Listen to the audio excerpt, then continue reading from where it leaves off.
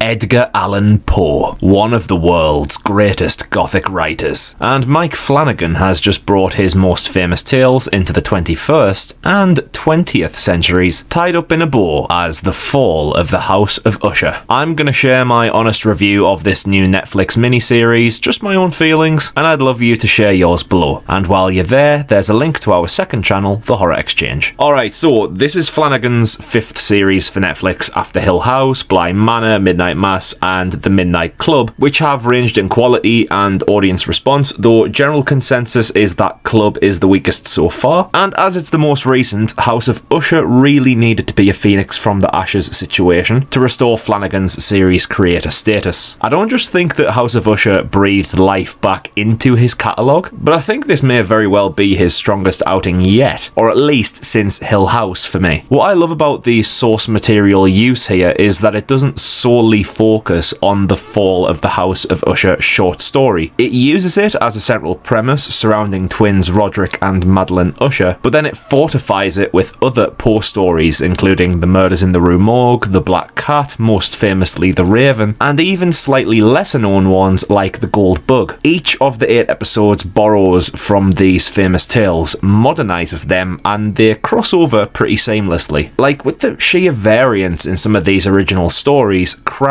them all in together could have led to a complete incoherent mess, and yet here it all flows really smoothly. There are several jumps in time and perspective shifts, but it's directed in a way that isn't confusing, and despite the large cast, all of the key players are given extended length scenes and breathing space in order to become established and develop. It never feels like people are treading on others' toes, which I think is a strength of Flanagan's anyway, especially in Hill House. The Usher family, or the House of Usher as it were, is cleverly fleshed out using Poe's characters. For example, Prospero Usher is Roderick Usher's son in the series, despite never appearing in the Usher story. He was the main character in The Mask of the Red Death. Roderick's daughter Tamerlane is named after one of Poe's poems, that kind of thing. All the key players have a link back to Poe's work without strictly following the laws of those original tales. They're purposely utilised to fit and make sense within Flanagan's world. I found this a profound series of adaptations, not trying too hard to force the source material, instead borrowing only the necessary components. What we end up with isn't too dissimilar to Succession, a series where a wealthy family has an internal fight for control of the company. Essentially big business, lots of voices, lots of abrasion. And you totally can feel that here with the Usher family. Everybody feels unique to each other with their own subplots, quirks, and personal demons that wind up getting the better of them. In terms of script writing, some of these characters have some beautifully scathing remarks in the show that tear the legs from under people. Like, some properly incredible verbal assaults are on the table here. Napoleon in particular was great for this, as was the coke-fueled Frederick, played by Henry Thomas, in what I feel is his most fun role in years. Yet despite the complexity and scale of the Usher family, there's a backbone that holds them and the show itself together. Bruce Greenwood. Holy Christ, his performance here as Roderick Usher is a masterwork. This could very well be a career best for him, no joke. And that's awesome considering he only landed the role because of Frank Langella being let go from the project. Greenwood carries himself with this gravelly, bassy voice and hell for leather mannerisms, super composed and calm, but you can tell he's been through some and is sick to the back teeth from it. He gives me vibes of Walter White in Heisenberg mode, just the way he speaks and comes across. I also need to give credit to Carl Lumley, who acts opposite Greenwood in every episode, the spine of the unfolding narrative here, and they bounce off each other's strengths with a staggering amount of potency. Even when the time period jumps, I found the casting of other ages of the characters to be great on the whole, but Madeline was one of my few issues here. I've not really got anything against Mary McDonnell at all, but I found the younger version of Madeline, played by Willa Fitzgerald, to be such a dominating force on screen, but then the older version of Madeline didn't have quite the same level of stature to me, perhaps because by this point she was alongside Greenwood, who is a tour de force by comparison, but I don't know man, there was just something off about the older Madeline, and I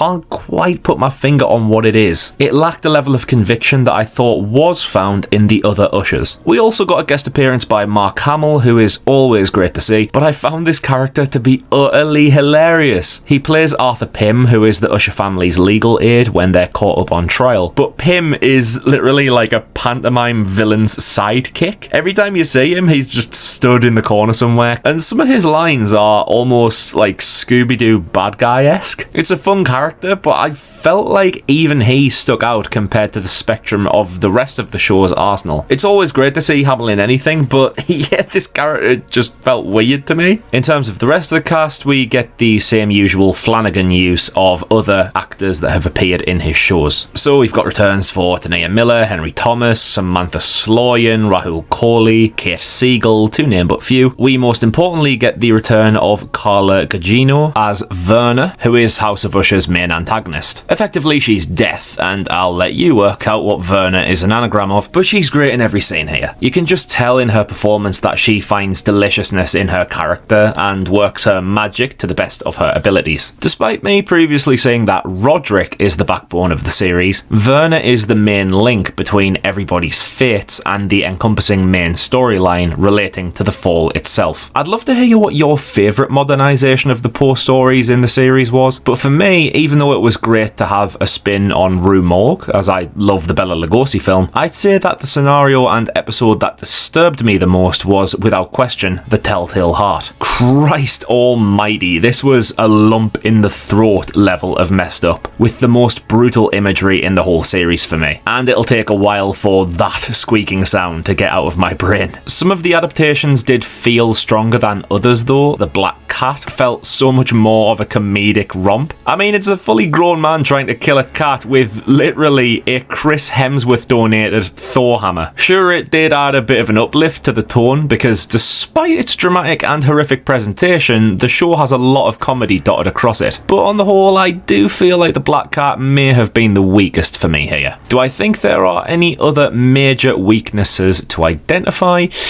Well, I think that people seeking pure horror won't get it here. Despite the standard internet articles of people can't watch this without closing their eyes, it's not difficult to endure. If you're wanting a balls-to-the-wall scare fest, chances are this won't hit your sweet spot. It's more like a family drama with added horror sprinkles, and that's completely fine because it's a solid family drama. But equally, it means that it falls into the category Flanagan's shows have fallen into in the past with some people, talky. It's a dialogue-heavy show, not too much action. It's more scene setting and context building and character developing throughout, almost more like a theatrical production in that respect. And that's something that I personally am cool with and appreciate, because I found the characters to be, for the most part, magnetic. Yet I can envisage the long episodes and drawn out dialogue scenes to be something that a portion of the viewing audience may find to be dull. I say try and endure it to appreciate the bigger picture, because when the circle closes with episode 8, the entire piece is a strong one even if you're unaware of Poe. It all still works without prior knowledge, which is a testament to the creative thought process of folding those multiple ideas into one coherent idea. And to support that, the production is quite the spectacle too. I can't give sole credit to Flanagan, as half the episodes were directed by Michael Fimignari, who does a great job. Plus, he was the series head of cinematography, which is one of my favourite aspects. The lighting department in particular provides a consistent atmosphere to the show. The mental image I have of the series on reflection is that most of it feels like it's drenched in candlelight, even though it isn't. And the original score here by the Newton brothers is hauntingly gorgeous, with a killer main theme that echoes its strings throughout.